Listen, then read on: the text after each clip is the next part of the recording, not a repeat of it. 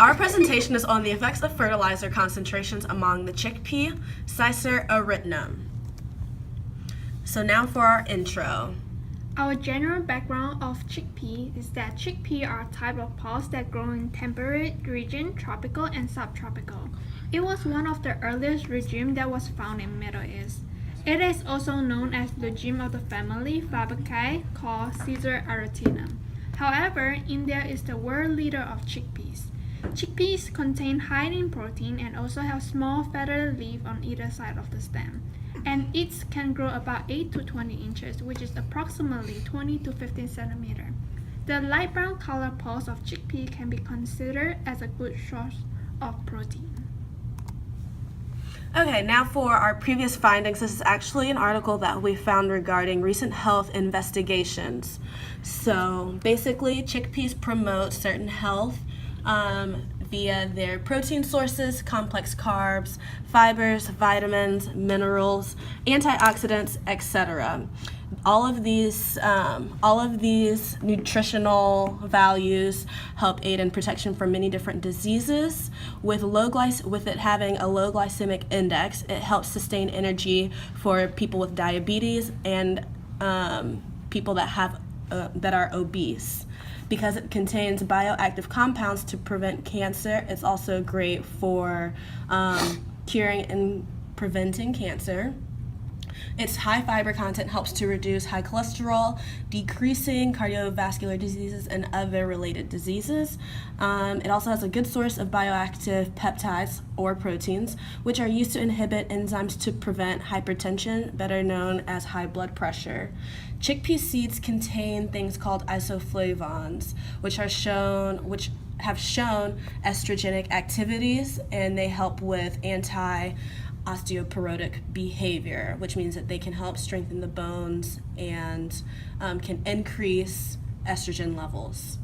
However, large intakes can also be hazardous to your health. They can cause opposite health effects because they contain some toxic substances, such as protease and amylase inhibitors. What these inhibitors do is that they can impair your digestion. Protease inhibitors are linked to reducing body growth and can lead to hypertrophic pancreas, which is not good for digestion, and the amylase inhibitors can impair starch digestion. You can overcome these adverse reactions with an instant controlled pressure drop treatment, which is a preventative tool to kind of alleviate some of these toxic substances. What it does is it uses heat and steam to reduce toxins and lessens the allergic response without altering its protein content. Now from the previous finding, from our second articles on how fertilizer impact the growth, chickpeas plays an important role in the human diet, but also improve soil fertility by fixing the atmospheric nitrogen. As legume, chickpeas are considered both vegetable and protein food, so we get generally chickpeas can grow without any fertilizer. However, some progressive farmers apply a little amount of nitrogen and phosphatic fertilizer as a starter dose. The application of fertilizer to legume crops improve grain yields considerably.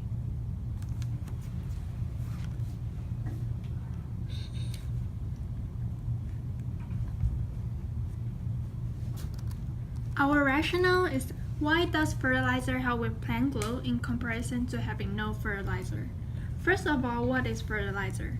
Fertilizer can also refer as plant food or mixture of chemicals that used to enhancing the growth of plants. However, there are many benefits of using fertilizer, such as maintaining soil fertility, providing nutrients to develop flowers, vegetables, and trees. Many fertilizers help to improve the way of soil work for the roots, which to retain watering better and most importantly allow air to flow freely.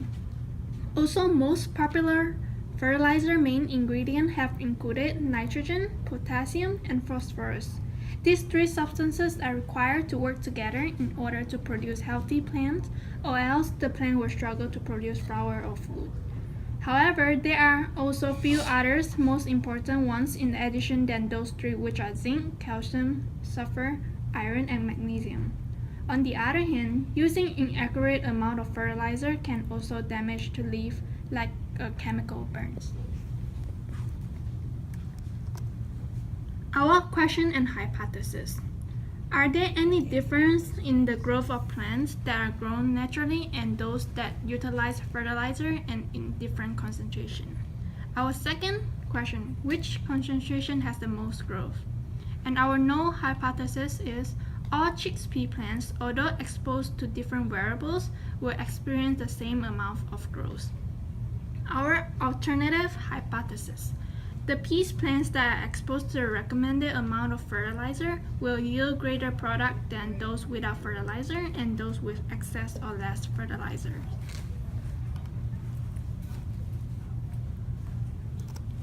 Now on to the methods. So what we used for our experiment were chickpeas, Miracle-Gro, Nature's Care organic fertilizer, just your normal Scott's topsoil, and square plant pots, and gallon jugs for us to mix up our fertilizer in.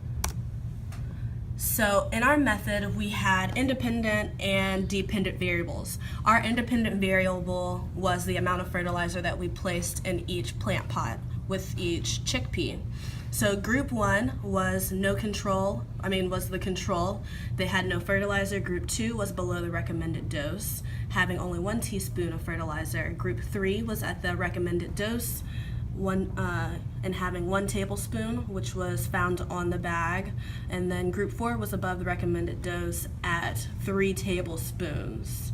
So what we did was have each group yielding 12 plants. We put 2 peas in each cup to increase the chances of reaching our projected yield.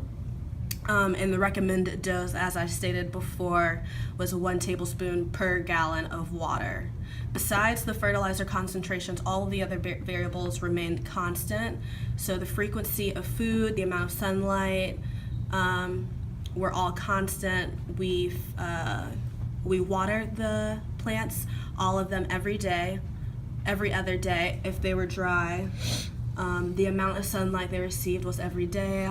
The frequency of fertilizer that was given was once a week for those that needed it, and the amount of food given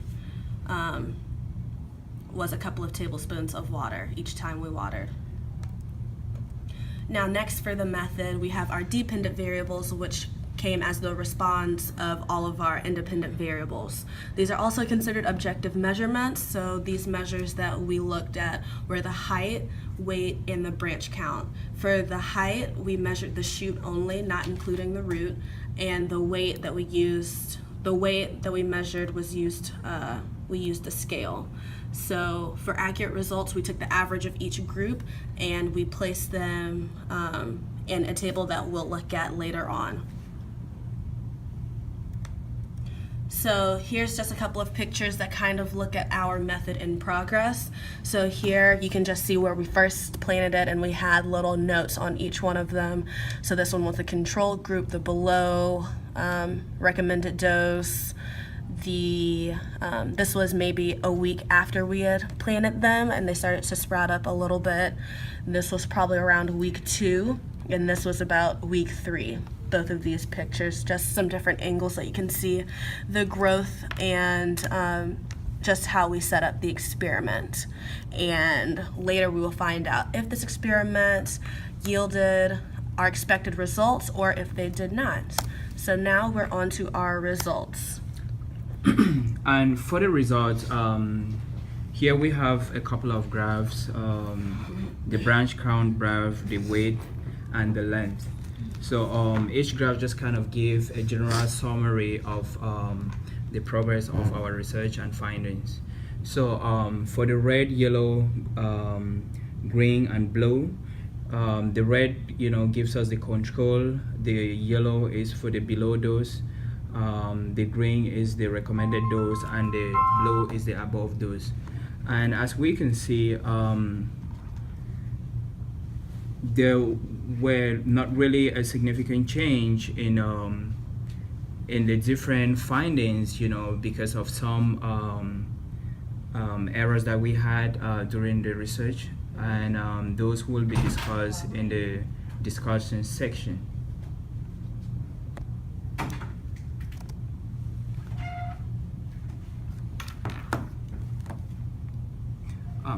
And for the summary of the ANOVA, we came up with the p-values of all the three dependent variables that we started off, which were the height, the weight, and the branch count. And we're gonna look more further into the p-values in the discussion. So the result of our experiment did not support our hypothesis. Our results suggested that there were no difference in height and weight, whether we use fertilizer or not. And yeah, so the treatment without fertilizer has more branch yield than the one with fertilizer. Based on our result, we accept the null hypothesis for the height and weight, and we reject the null hypothesis for the branch count. So meaning that fertilizer content does not have an effect on the growth, on progressive growth of weight and height, but fertilizer content can have effect on the branch count growth. So, and then also we can say that limitation was our plant were in the same spot. We did not separate each group, so they were communicating. So we can say that was the limitation of our research. And that is it for our presentation. Here are our references.